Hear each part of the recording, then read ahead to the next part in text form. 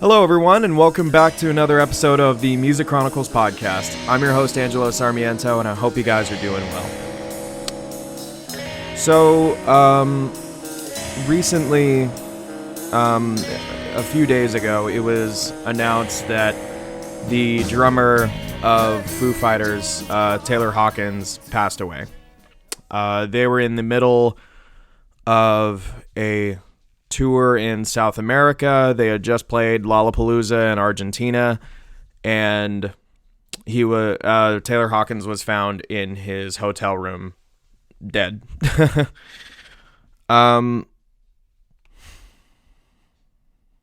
This is such a weird episode of the podcast to make, but I kind of feel like I need to make it just to kind of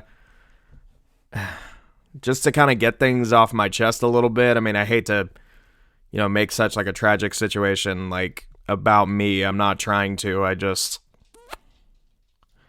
know. It's just this one really hit kind of close to me because, Foo Fighters have been one of my favorite bands since, God, I don't even know how long. I mean, since I was maybe 13, 14 years old. I mean, I've, loved them for many years. I first discovered Foo Fighters through Nirvana, through the album, Nevermind, and, really fell in love with Dave Grohl's drumming on there. And I discovered Foo Fighters sometime later. I don't remember exactly how. I think my dad recommended them to me, and he bought me like a Foo Fighters like greatest hits CD, and he told me he's like, the drummer that you really love on Nirvana, like that's him, like he's the singer. It's just like, what, like really? And it's just that just like really piqued my interest, and I just I listened to that CD like so much, constantly, like in the car and whatnot, and I just like I fell in love with that band like so much. And I don't know, they're just a band that has been present in my mind for forever, really. Ever since then, they're a band that I always like will listen to or think about or like go back to, and I really really adore this band. And it just sucks to, I don't know, it just really sucks. There's really not much else I can say about it. I guess, one thing that I can do, and I think, is something that all fans of Foo Fighters can do, to really kind of, show some love and appreciation, I guess. We can just all think about, like different times and like moments of Taylor Hawkins that really stand out to us. So I think that's what this episode is going to be. I'm just going to talk about just different moments that I can think of that just really made me love Taylor Hawkins, and like that just really made me a fan of him, So I guess the first one I can talk about is the time when I saw Foo Fighters live at Wembley concert. It came on TV, like, just randomly. I don't remember where I saw it. It was probably, like, something like, I don't know, like VH1 or, like, Access TV or something. I'm not sure where I saw it, but I just remember it randomly came on TV once, and, I recognized the band, obviously, and, like, I just watched the whole thing front to back, and it was just so cool, like, seeing... anytime I watch a concert, my eyes will always like go back to the drummer. I mean, I do watch the band as a whole, but like I was really into the performance, and I was just constantly watching Taylor Hawkins, and like seeing him like rip and tear on that freaking drum solo. They have this song Stacked Actors that they played, and they extended the shit out of the song, and like Dave Grohl and their guitarist Chris Shiflett are just like going back and forth doing these like little guitar solos, nothing insanely like flashy or anything, but just for a little bit of showmanship. And then one of the times then Taylor starts to shred as like a call and response kind of thing. And then, they keep going, and then the rest of the band, they hit this chord like, boom, and then they fade out, and then it's just Taylor.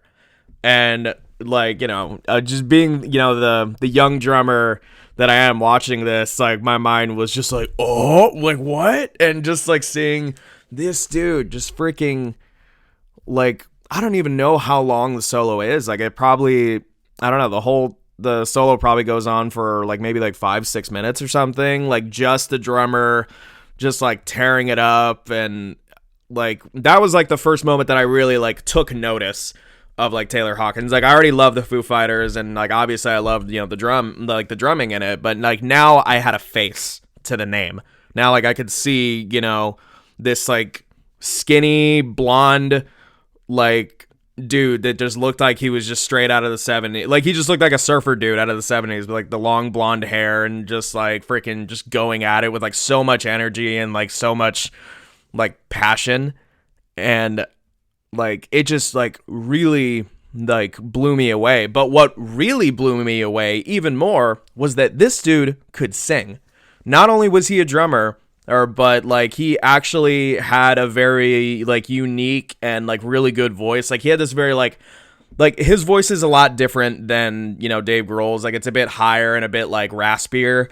But, they go into, this one song that Taylor sings called Cold Day in the Sun, like while he's playing the drums, and my mind just like exploded. I was like, wait, like you can do that? Like I think he was like the first drummer that I really like. I already knew that like Dave was a drummer and like, became a singer, but like I had never seen somebody sing and play drums at that point. Like I was a young kid, like I didn't really know much about like Phil Collins or Don Henley of the Eagles. Like at the time I wasn't really aware. I was just like, I don't know, like I was probably like, 13, 14 years old when I saw this on TV. Like I wasn't really aware of those artists at the time.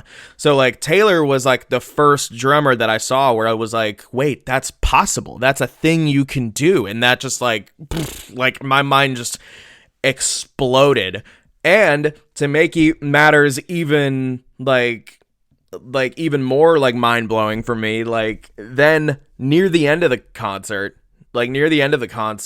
Dave like starts talking for a bit, and like it's just Dave and Taylor on stage, and they're both just kind of hanging out and like making jokes with the crowd, and like the rest of the band has like, gone off stage, and it's just the two of them, and they're talking, and then Dave at one point says something along the lines of like, like we've got two like very special guests with us, and I think you guys are going to know them. And he brings out Jimmy Page and John Paul Jones from Led Zeppelin.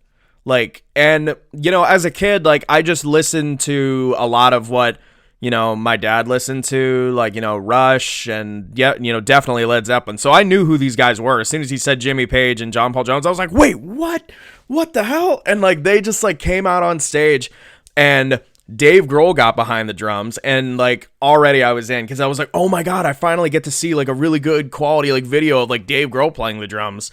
But then Taylor Hawkins goes up to the mic and they sing Rock and Roll by Led Zeppelin, and dude fucking killed it. Like seriously, it was really cool seeing Dave Grohl on the drums just because he's an amazing drummer, but also like I was so surprised that like Taylor like could sing very similarly to like Robert Plant, because he had that higher raspier voice that's like more suited to singing Led Zeppelin covers. I mean, obviously there's only one Robert Plant. I'm not saying that like he's as good as Robert Plant, but he could pull it off in that live performance, and he fucking killed it.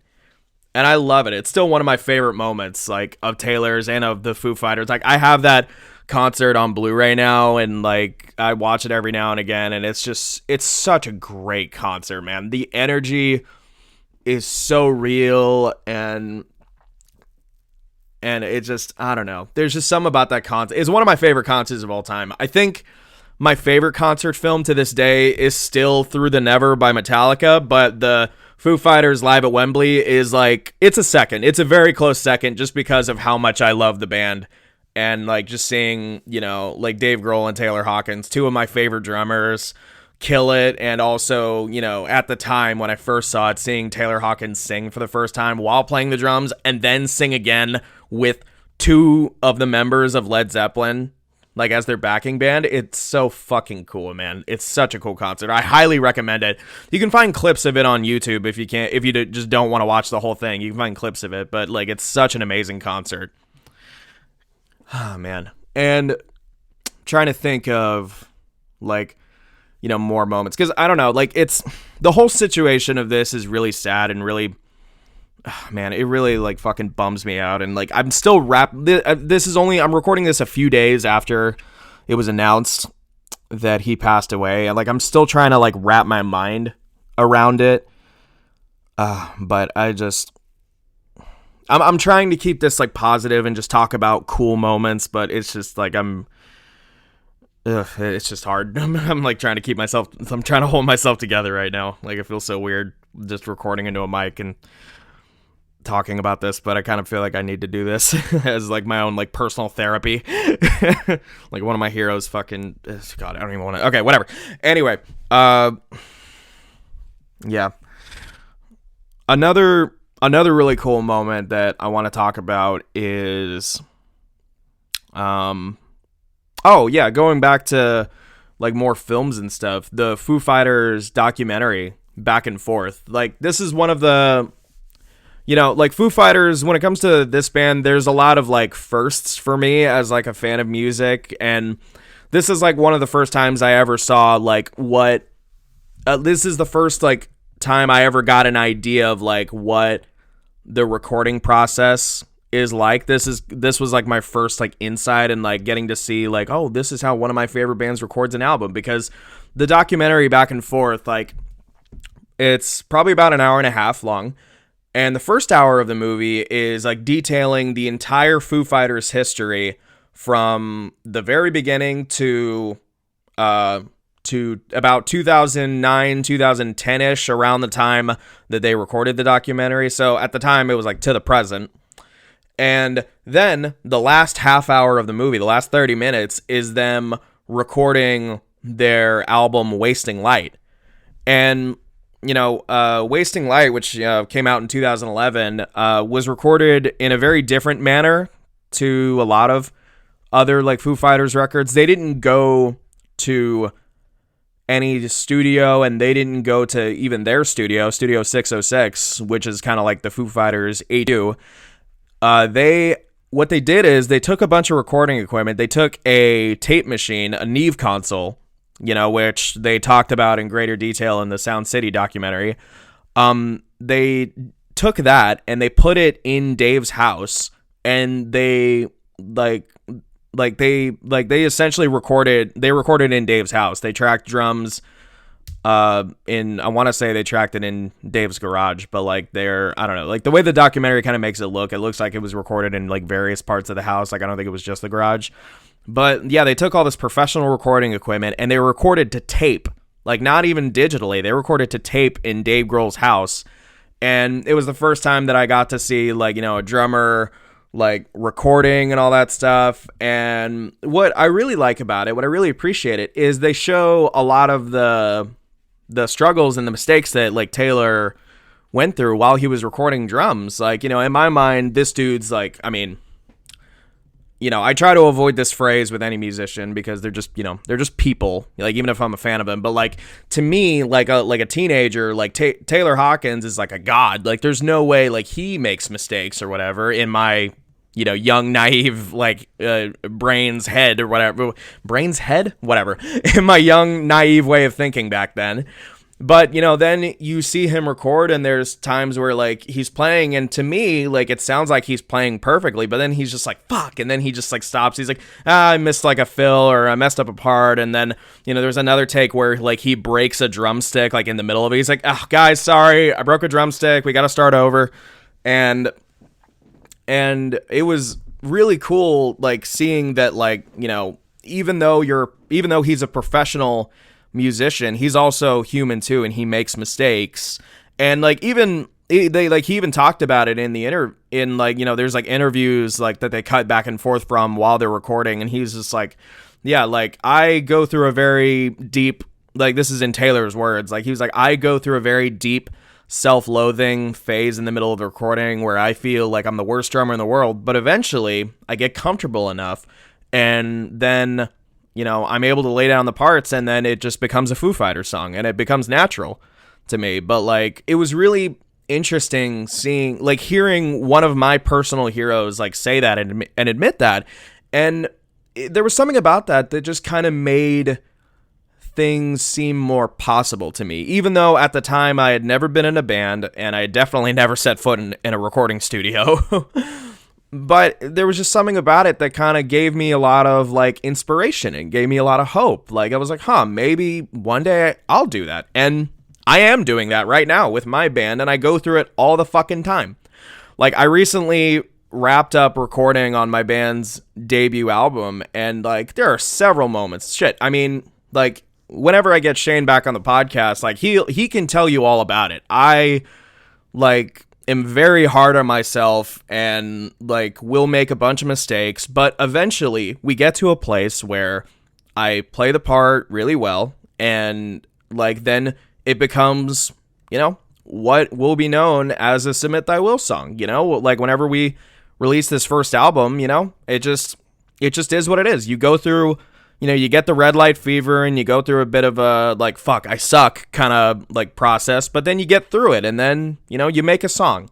And that's just how it goes sometimes. And now I understand that feeling. Now, as an adult, as, you know, as a musician, like, now I understand that. And I can totally relate to that situation, you know?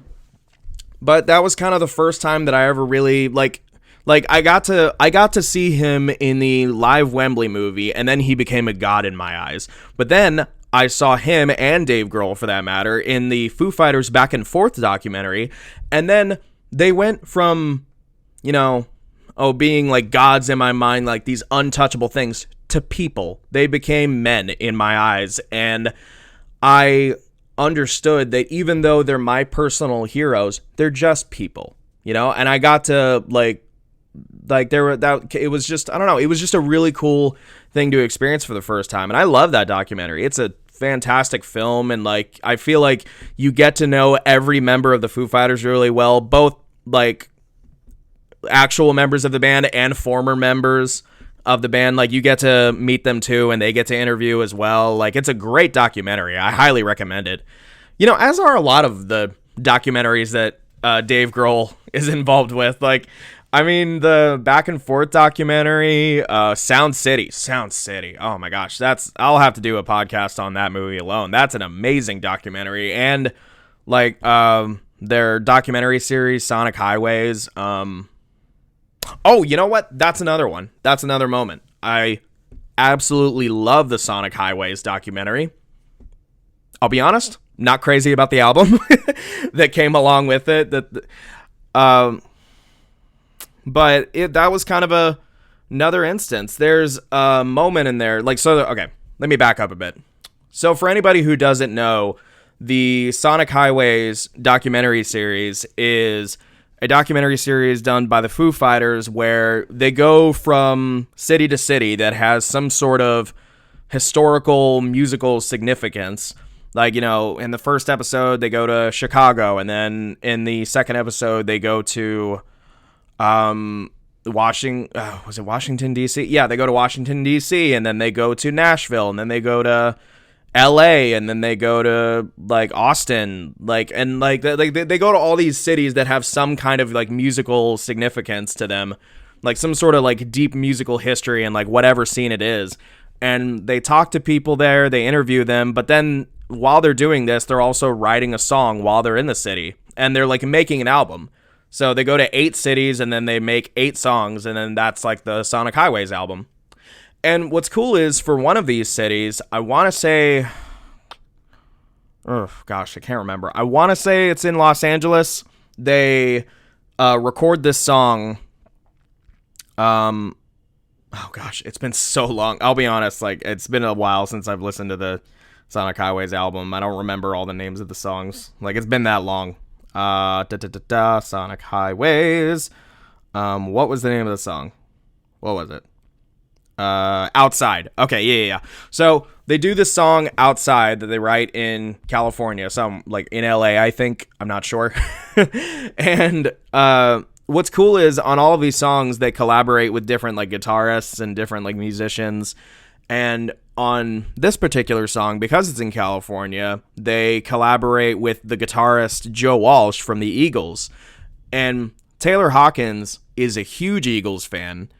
And there's this really cool clip of like of Joe Walsh like recording a guitar solo, which I mean it's a very cool guitar solo. I haven't listened to the song in a while, but it is a cool solo.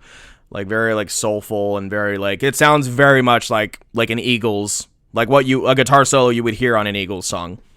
You know, like you can tell it's Joe Walsh. And like he's playing this solo and you know like Taylor's like being interviewed by the people making the documentary, and you know he's just talking about how much of an Eagles fan he is, and then it cuts back to him, and this dude, like, he's making a face like what like I would make a face if I was in the recording studio with Dave Grohl. He is like fanboying out like crazy, and he's just like in heaven right now because he's hearing one of his musical heroes record this amazing guitar solo, and that's just something that just it made me love Taylor even more because that was another thing that like humanized him to me and kind of made me relate to him because I was just like, this dude is a fan just like I'm a fan, just like any other like musician is a fan, and it just made me love him and appreciate him even more because now I felt like I understood him a little bit more.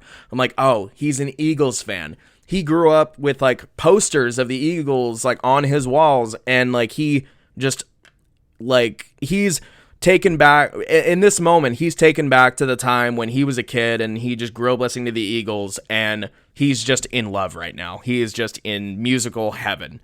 And it was just something that I just really loved and appreciated, and it made me love him even more. And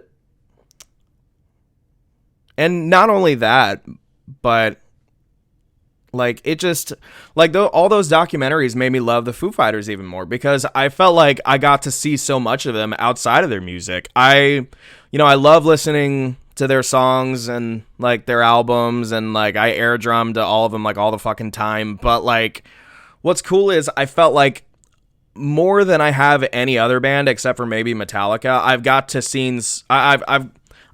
to see so much like footage of them and like gotten to see all of them so much like as people on camera because they've released a fuck ton of documentaries. They have a bunch of interviews like on YouTube that you can find like anywhere from the late 90s to today, you know, and like they're a band that I feel like I got to like know and understand them as people and as musicians, even though I've never met any one of them and I don't really know them, you know, like they're a band that I felt like I got to know, and they were the first band that I feel like I got to know. Nowadays, I kind of feel like that's more common with like social media being such a huge thing and like artists finally realizing that, oh, social media is a tool in which we can get to know our fans. But like when I was younger, like it was definitely around, but it was not nearly as prevalent. And also the Foo Fighters are a bit, you know, they're a bit like older. They're like, I mean, they're all like in their like early 50s, late 40s, like they're all around my dad's age. So it's not like they're gonna take to Twitter or Instagram and like message their fans or anything, but they've released a ton of footage anyway so that fans like me who really look into them, they can get to know them as people. And like it's something that to me makes Foo Fighters and Taylor Hawkins just kind of so special because I feel like in a lot of ways I got an idea of who they were as people, and that's another reason why I can't fucking believe that he's not here anymore. The dude, Taylor was 50 years old. That's only a year younger than my dad. My dad is 51. He's going to be 52 this October, and I just like, that's not enough time. It's just not enough time. Man, I tell you, when I first like heard the news, I was just hanging out at my cousin's house and I was just scrolling through like YouTube, and there was somebody, I can't remember who it was. There was somebody that was like doing a review of like the metal album that Foo Fighters released along with their new movie. And like he just made in a post, he was like, like I can't believe that, I found out that Taylor Hawkins passed away only a few hours after I recorded my review of their metal album that they made. And I was just like, wait, what? Like, and in my head, like I just didn't believe it. I was like, wait, in the movie Studio 666, like, like Taylor dies and the rest of the band dies. Like that's kind of the whole like joke of the movie, is that the studio's haunted. Like maybe he's talking about that. But then I looked it up and I was just like, what the fuck? How? Like how the hell? Like I'm still like, it's still only a few days later and I'm still trying to like really wrap my mind around this, it doesn't compute to me. Like the only other time I felt like this, like in recent memory, is when Neil Peart passed away. But even then, like it was something that I could wrap my head around easier because he had cancer. He was like almost 70 years old. And like Rush fans, even though they didn't know that he had cancer, that they knew that he had some health issues that the band just wasn't talking about. And that's why Rush stopped touring. But Foo Fighters, even though like they're getting a bit older now, they didn't show any signs of like slowing down. Taylor is a fucking monster of a drummer. Like anybody who's seen him knows that. And he like just seemed so healthy and so alive. Like if you watch, it's hard for me to watch, but like there's like on YouTube, you can find their last concert that they played before he died.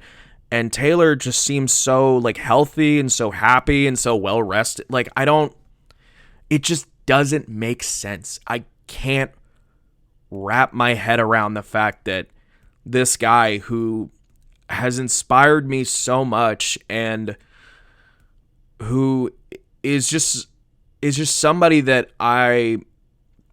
since I was a teenager, I've looked up to. I just can't.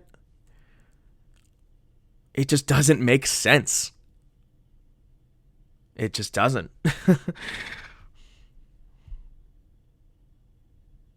And I know this is probably like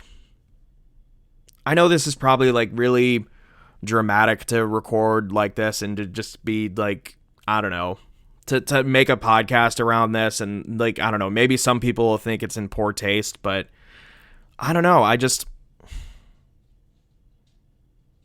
don't know. This is my way of like dealing with the fact that one of my heroes is like no longer on this planet. I guess this is my way of dealing with it. I need to just get this off my chest. So I'm sorry if anybody's offended by this, but I'm also not sorry. Yeah, but anyway, I don't know. I'll try to get positive again and try to talk about some. Well, you know what? I guess something that I only talked about briefly. I mean, I talked about, him as a person, but, I haven't really, aside from earlier talking about Wembley, I haven't talked about his drumming that much.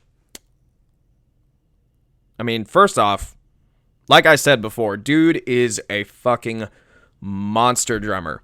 He really is. Because you have to imagine that you're joining the band, who the leader of the band, some people consider one of the greatest drummers who's ever lived. Dave Grohl is like one of the most iconic drummers ever. He was in one of the most iconic bands in the 90s, and like you have to imagine how much pressure that might put on like somebody who's joining his band, and like how nitpicky Dave Grohl must be to like, as far as choosing his drummers. Because the thing is, Taylor Hawkins was only the second drummer of the Foo Fighters. He wasn't the original one. The first guy was this dude, William Goldsmith, and he ended up quitting because he couldn't handle it, because he couldn't handle the job. The Foo Fighters went in to record their second album, The Color and the Shape, and this dude just was having a hard time adjusting to like studio recording, and he wasn't making the cut. And Dave Grohl inevitably had to re-record all the drum parts on that album, and and William Goldsmith was just like, was really hurt by that and was really pissed off that he did that, and so he just ended up quitting. And you have to imagine how high of standards that Dave Grohl has to have for drummers, and he ended up picking Taylor Hawkins. Taylor Hawkins, called him up and was like, "Hey, I heard that you need a drummer. I'm your guy." And he's been with them ever since like, 1997, 98. He's been their guy. Like, there hasn't been anybody else after Taylor. There just hasn't, like, he's just the guy, And man, some of his fucking parts are just so fucking iconic. I love them so much. Like that, like fucking like All My Life, the fucking like snare roll.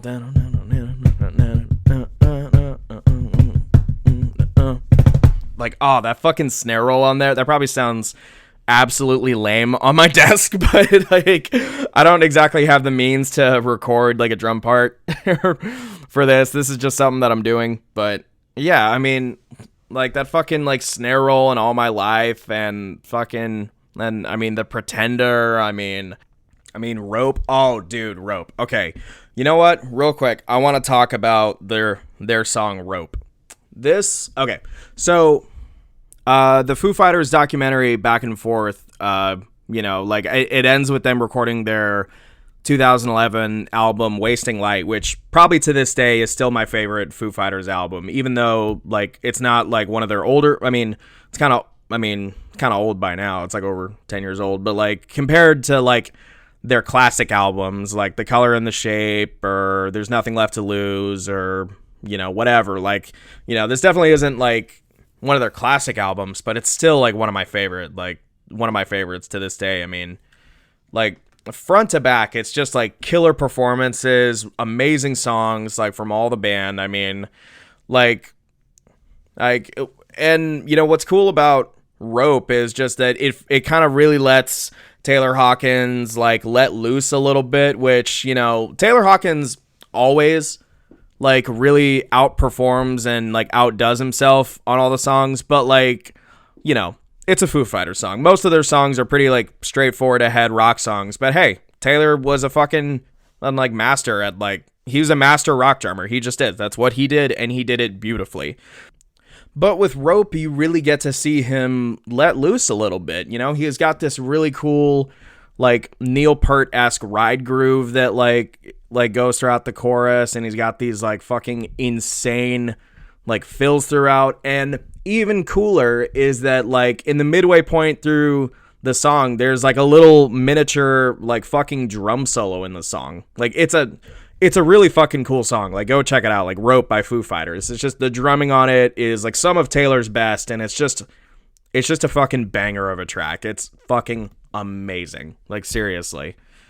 And like Taylor Hawkins, like, just, many great rock drummers, he takes inspiration from the best. I mean, like, obviously there's the Neil Peart influence there, like in Rope, if you listen to that one. But, he was also a huge fan of, like, the drummer of Queen, Roger Taylor. I mean, like, Queen was, like, one of his, like, favorite. I mean, I think that is, like, his favorite band. I mean, he, like, in interviews, he talks about Queen, like, constantly. And, like, Stuart Copeland from The Police, Like, if you look for it, you can hear the influences for sure. Like, seriously. I mean, I guess that's true of, like, most musicians anyway. I mean, some are more obvious than others. I wouldn't say, like, you can for, like, every musician. But I feel like, in certain instances, like, if you get to know a certain musician and you get to know their habits, you can definitely hear their influences for sure. And, both Taylor Hawkins and Dave Grohl are huge influences on me for sure. I mean, even just down to the attitude as well, like, not even just his drumming. Like, I just always really vibed with, like, his attitude, like how he came across, like, in interviews and on the documentaries. He just seemed like a very chill dude, very mellow, like, not a lot of things seemed to bother him. He always had a smile on his face, and there was just something, like, really infectious about that, That just, like, even though, again, I've never met him and I, don't don't know him, I just, like, there was just this energy that he brought across, both on stage and off stage, that was just so infectious, you know? Like, he was always having the time of his life, and it was just, I don't know. It's just a really, it's a really cool thing that, like, even though, unfortunately we got robbed of many more great years and great moments from Taylor, it's great that there's so much that he left behind for the fans to enjoy still. I mean, from, the incredible musicianship and drumming to the positive attitude and the great outlook on things. I mean, there's this moment in the Foo Fighters Back and Forth documentary that I'll never forget, that is something that really, really stood out to me. He talked about his own struggles with, like, I believe this is just like an extra scene, like in the bonus features, like in the bonus interviews.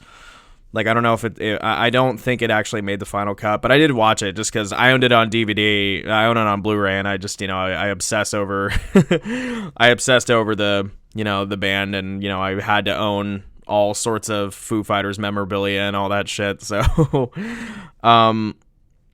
but there's this interview in the documentary where he talks about, he kind of, like, not really goes into details, but he does talk about a little bit of his history with, like, substance abuse and stuff, like in the late 90s and early 2000s. Like, hold on, I'm going to find the direct quote real quick. I'm going to pause real quick. I really did think I had that stupid thing. And I think a lot of kids, I say kids, I say 20s, that play in rock bands, think that you need to be sort of Keith Richards or whatever. You need to be like that, and you need to suffer for your art, and you need to be tortured, and you need to be dark, and you need to be fucked up to be cool. And me, personally, I realize that that's a bunch of horse shit. And I realize that to be a drummer, to be a good drummer, you have to be an athlete. You have to take care of yourself. And to have a good life, you have to take care of yourself. And I have children now, I have a wife, and I'm very normal. Do anything that would be considered rock star anymore, really, at all. We don't go to Hollywood parties, and my phone book isn't filled with fucking, actors and, that kind of thing. We don't live that kind of life, and it's just great, and it's healthy, and I'm into, if I could just quit smoking cigarettes, I'll be the picture of health. But see, it's just stuff like that, it's stuff like that as as a kid, it really kind of put things into perspective for me on what I should be looking for, like, as a musician, what I should strive for and what I shouldn't strive for. It's like all that, like, I mean, it's like he said, it's like all that rock star bullshit is really just that. It's just bullshit. That's not what it's about. It's about the music, and it's about, the passion that you have for it. All that other stuff doesn't matter. There's no reason to it. It's like, just be yourself. You don't have to be dark or fucked up or whatever. You just have to be you and create the music that you love. And that's just the kind of person that Taylor was. And it just fucking pisses me off so much that, like, right now, I mean, nothing official has been confirmed yet, but, like, that, I mean, they found some, they found some drug paraphernalia in his, hotel room. I mean, nothing's been confirmed yet, like, as far as toxicology reports or anything like that, but it just, I don't know, it makes me sad to realize that, he had been healthy and he had been clean for so many years, and, to think that he may have possibly just, relapsed or something, and it just reinforces that mindset to me even more, that it's just all that kind of, bullshit, poisoning your body is just not worth it, man. It's not what it's about at all, man.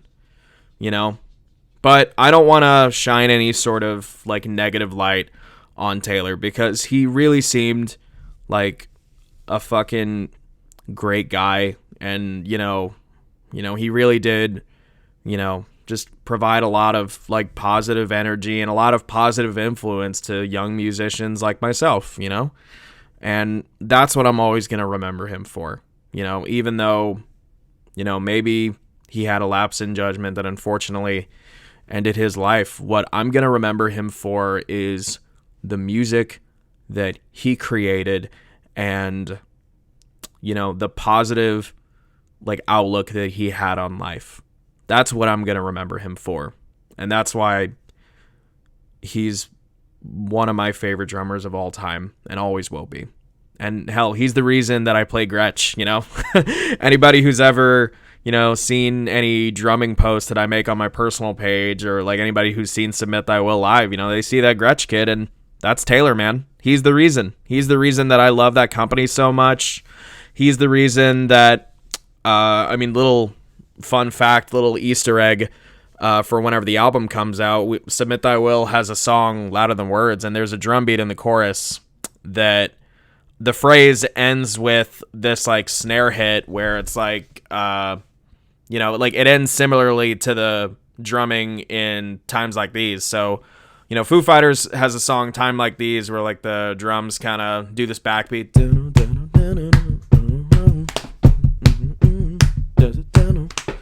And I end like in the chorus of Louder Than Words, there's a drum beat that's like a lot slower, but it ends with that like snare roll thing, And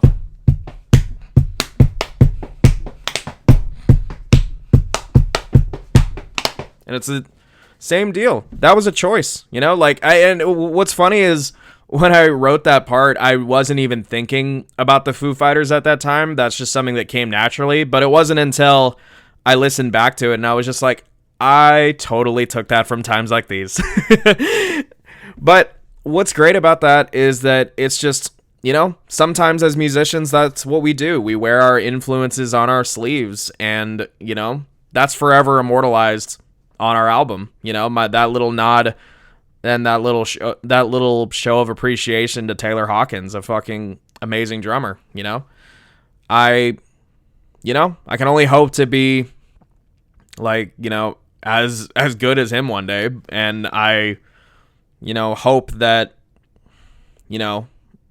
I hope that look, I'm not sitting here going like, oh, I hope one day when I have millions of fans or whatever. No, I'm not saying that at all, but I hope at the very least, to the people I love, to my friends, and to, people that I meet, I can spread that sort of same positive energy that my personal heroes like Taylor Hawkins, like Dave Grohl, like Neil Peart, like Mike Portnoy, like Ringo Starr, like countless others before me. That's what I want to spread. I want to spread that positivity, and I want to spread that joy through not only the music that I make with my band, but through just my own personal relationships and interactions and conversations with people. That's all I want.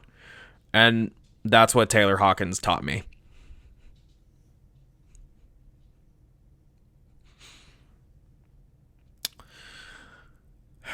Anyway, I think that's going to do it for today's episode. If there's any other cool things, if you wanted to get to know Taylor Hawkins a little bit better and see the kind of positive person he was and see the amazing drummer he was, there's this video that I'll link at the end of this. It's Taylor Hawkins masterclass. A couple years ago, he did this interview with BBC Radio 6, I believe, in England, where he just got behind the kit and he talked about, his influences, and he was interviewed about like his drumming, and he played along with it. And, I think I'll also, at the end of this video, I'll link one of his drum solos, and I'll just link a bunch of Taylor Hawkins stuff because he was an amazing musician, and I want people to see that. So just go check out the Foo Fighters and go check out Taylor Hawkins, because he's a master, and frankly, the world of music, especially rock and roll, is a little bit darker without him, frankly. But He may be gone, but we're never going to forget him. I certainly fucking won't forget him. Signing off. Goodbye, everybody.